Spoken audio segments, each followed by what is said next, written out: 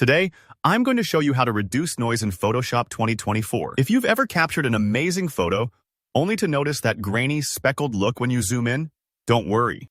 Noise happens to everyone, especially shooting in low light or with high ISO. By the end of this tutorial, you'll know exactly how to clean up those images and give them a professional, polished finish. Let's dive right in.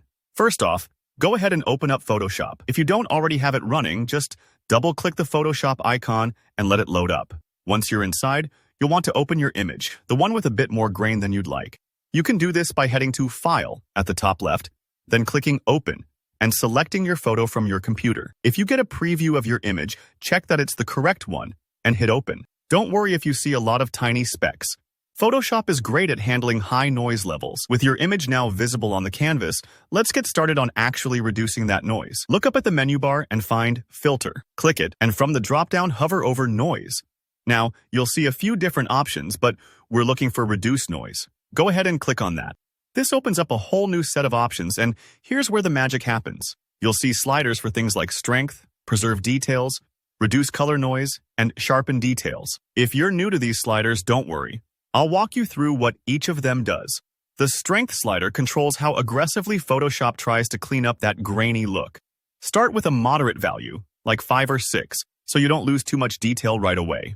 Next is Preserve Details.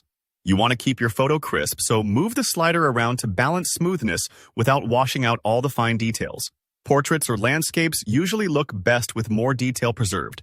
Then, check out Reduce Color Noise. Sometimes noise isn't just those gray specks, but strange little colored dots, especially in shadows or dark scenes. Move this slider up if you see those odd colors.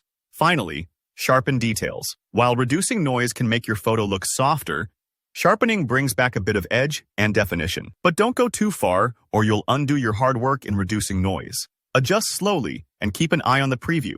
You can zoom in on your photo to see the changes up close, and if it looks over-smooth or unnatural, pull back the settings a bit. If you want a little extra control, use the Remove JPEG Artifact checkbox. If your image is a compressed JPEG and has visible compression blockiness, this lets Photoshop clean up those lines without touching the details too much.